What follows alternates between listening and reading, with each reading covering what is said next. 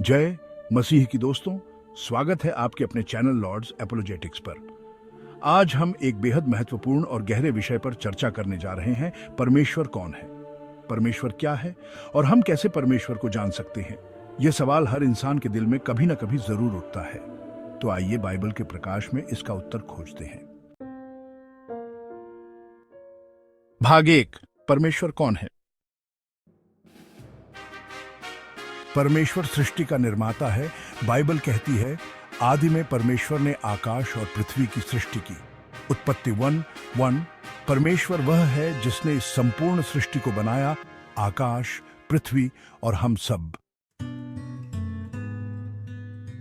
परमेश्वर आत्मा है, यीशु ने कहा।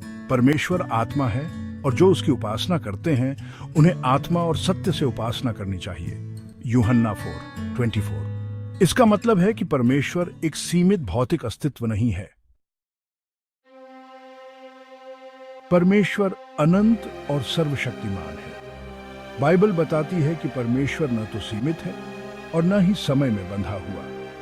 वह सर्वज्ञ, सर्वशक्तिमान और सर्वव्यापी है। क्योंकि मेरे विचार तुम्हारे विचारों से भिन्न हैं, न तुम्हारी गति और मेरी गति एक सी है। यशायाह 55:8। भाग 2, परमेश्वर क्या है। परमेश्वर प्रेम है। बाइबल कहती है, परमेश्वर प्रेम है। 1 यूहन्ना 4:8। यह परमेश्वर का सबसे बड़ा गुण है। वह हमें इतना प्रेम करता है कि उसने अपने पुत्र यीशु मसीह को हमारे पापों के लिए बलिदान कर दिया।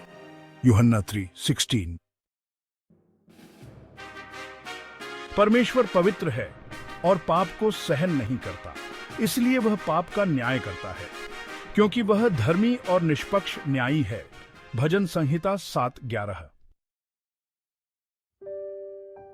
यदि हम अपने पापों को मान लें तो वह विश्वास योग्य और धर्मी है कि हमारे पापों को क्षमा करे। 1 यूहन्ना 1:9। भाग 3, हम परमेश्वर को कैसे जान सकते हैं।